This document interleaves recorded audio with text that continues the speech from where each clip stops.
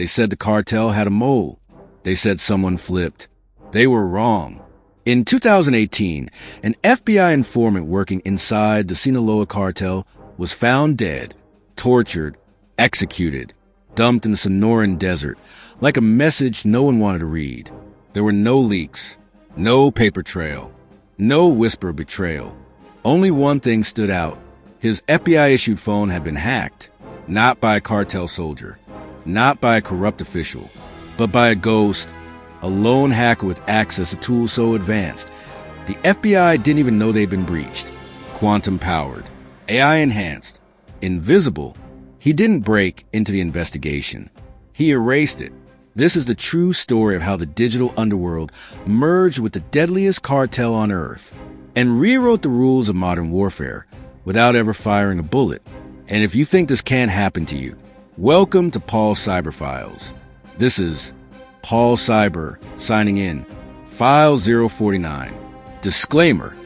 The following video is for educational and awareness purposes only. Viewer discretion is advised. This is a true story based on verified reporting and expert analysis. The intention is not to glorify crime, but to expose it, to protect you from the dark realities of our increasingly digital world. Before we begin, ask yourself one question. If a cartel wanted to know where you were, right now, would your phone give you away? If the answer is yes, then you need to hear this. Subscribe now, because what you're about to learn isn't just chilling. It's happening in real time. You won't believe what the Sinaloa cartel did with just one hacker and a quantum-enabled backdoor. This isn't science fiction. This is 2018. Phoenix, Arizona. An FBI informant's body was found in the desert, tortured, executed. There was no mole, no betrayal, no warning, only one clue. A phone hacked so surgically that even the Bureau didn't see it coming.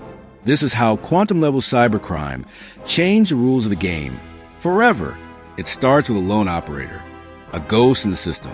Codename, Spectre, a pseudonym whispered in darknet forums and cartel backchannels. He wasn't Mexican, not cartel, not even part of their crew. Just a digital mercenary with one thing: early-stage quantum decryption tools. Stolen, repurposed, weaponized. The job? Break into a secure FBI-issued Android device assigned to an undercover informant embedded deep inside a Sinaloa transport cell. Not through brute force, not with malware, but through quantum-enhanced code injection, a process that took milliseconds to bypass RSA encryption. The device didn't just open, it bent. Spectre gained full access to real-time GPS, call logs, camera, and mic. And worse, he handed the live data stream directly to cartel handlers. What happened next was catastrophic. Within 36 hours, the informant's location data had been shared via a private Telegram channel operated by the cartel's digital wing. The agent, known to the Bureau as Juan Vega, never saw it coming. A pickup truck was found burned along the I-10. Vega's body dumped miles away. The Bureau denied the breach. The press stayed silent. But internally, panic set in. A $12 million DEA operation had just been vaporized, without a single shot fired inside U.S. soil. This wasn't the first time Spectre struck, and it wouldn't be the last. Let's rewind. In 2017, a breach occurred inside Mexico's Pegasus surveillance system. A backdoor was installed on behalf of a cartel-aligned group. The hack exposed confidential law enforcement communications between U.S. agencies and Mexican federal units. One encrypted feed was particularly valuable. Mexico's live access street surveillance grid, CCTV, facial recognition, plate readers. Everything fed into the cartel's control room, like a military command center. The Sinaloa cartel wasn't just moving product. They were tracking every DEA agent in country, in real time. What no one expected was that Spectre had already ported those systems to a remote AI-assisted server cluster in Romania. Quantum tunneling techniques enabled instant key derivation. The cartel didn't just watch you, they anticipated you. Investigators eventually traced a command string to a hybrid machine learning model trained on leaked NSA documents, made public during the infamous Shadow Brokers leak. Spectre had taken a playbook meant for national security and sold it to the highest bidder. By the time the FBI launched Operation Cypherlock to catch the leak, it was already too late. Informants began disappearing. Bank accounts were emptied. Safe houses were burned. Digital crime had crossed the threshold. No more backdoors. No more sloppy malware. This was surgical digital warfare, led not by armies, but by single actors armed with post-quantum tools and zero-fear consequences. What made this terrifying wasn't just the technology. It was the implications. Because if a cartel could use quantum-enhanced hacking to kill an FBI informant, what stops a hostile nation from doing the same to diplomats, or corporations to competitors, or one government to its own citizens? As investigators dug deeper, one detail changed everything. Spectre hadn't hacked just one phone. He had quietly compromised an entire cluster of FBI-issued mobile devices. Through a SIM cloning exploit developed off an Israeli baseband vulnerability, multiple agents were unknowingly transmitting metadata to a darknet-controlled quantum node in Zurich. Spectre didn't just get their GPS. He recorded live audio. He activated cameras silently. He downloaded classified field memos. In transit, he was the mole, except he never existed inside the organization. He simply overrode it. And the result? 3 high-value informants dead. 7 DEA operations shut down.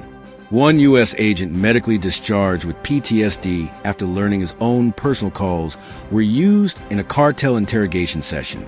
The victim had been forced to listen to his daughter's voice on loop while being tortured. Quantum computing didn't just break encryption, it broke human lives. Even now, details of the breach remain classified, but cybersecurity insiders confirm it was real. Quantum decryption at scale is no longer the future. It's the present, in the hands of criminals with money, motive, and zero morality. Ask yourself, if Spectre could do this in 2018, what are they doing now in 2025 with far more powerful tools? Behind every smart device is a data trail. Behind every trail is a pattern. And behind every pattern is a potential threat vector waiting to be exploited. In the post-quantum era, zero trust isn't a best practice. It's a survival strategy. An emotional cost? Ask the families who never got closure.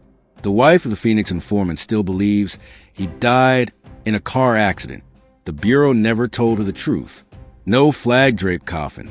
No ceremony. Just ashes. Because the moment you admit a cartel used quantum hacking to kill a federal asset, you admit something worse. That no one is safe. Not your phone. Not your camera. Not your cloud store memories. Not your location. Not your future. It's a terrifying truth, but ignoring it is worse. So here's what you can do today to reduce your digital risk. Tip 1. Never reuse passwords, especially for email or cloud services. Use a hardware password manager with 2FA enabled. Tip 2.